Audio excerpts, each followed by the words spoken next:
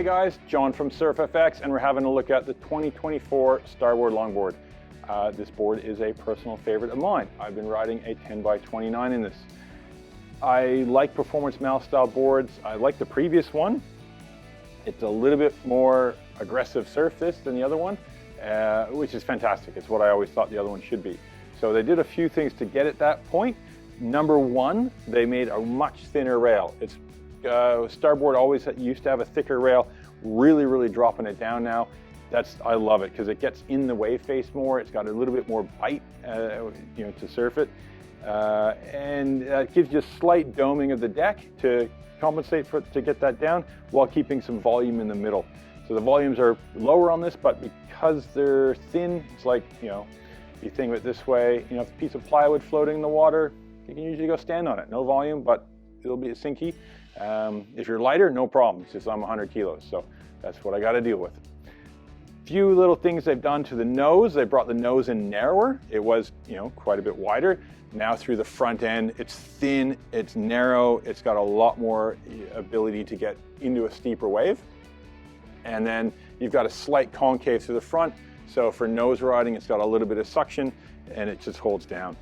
Through the middle, they keep quite a flat section through the rocker line. You can see it here, hopefully on the camera. The lens will kind of curve it a little bit, but there's a flatter section through the middle, so it paddles fast. This is a great board if you kind of struggle with your speed to catch waves.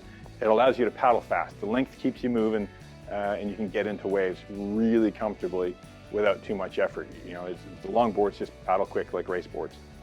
Going through the back end, it's got a little bit more tail rocker kind of from the front as the fins start kicking up, so it's nice. You can really walk back. You can drop knee turn it comfortably, and it'll pick the nose up, and you can swing it around easy with that little bit of rocker. But it's not so curved that it's slow, so it's a bit more of a angle and kind of a bit more progressive, I guess it would be. So it's a nice board to surf hard. Few other things they've done to help that on the bottom. So we have the little concave in the nose, very flat, a little bit of slight concave through here, and then right about here, we start getting a double concave coming through, and that gets more pronounced as you get down to the side fins, so as you get to the thrusters. The thrusters in this board are actually canted a little bit, more than they normally are on most starboards, again, for an aggressive rail. So it allows you to really crank the tail of this board, just get it to bite and rip the nose around. It's good. And then you've got the little bit of a bit more rocker through the back end there. So fantastic. This is a board that we've got a demo. I ride it quite a bit. A few sizes. 10 foot is popular. Here we have a 10-foot class in some of our surfing comps, but it's that board that gives you a lot of glide.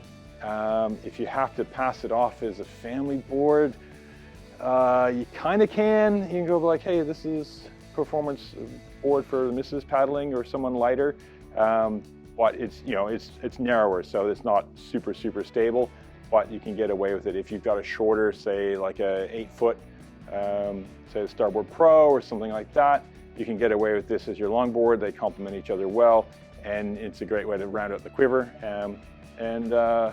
I just really appreciate Starboard going a little bit harder on this to get that more performance longboard. It's something that a lot of guys, including myself, are chasing, and they've really done a good job with this.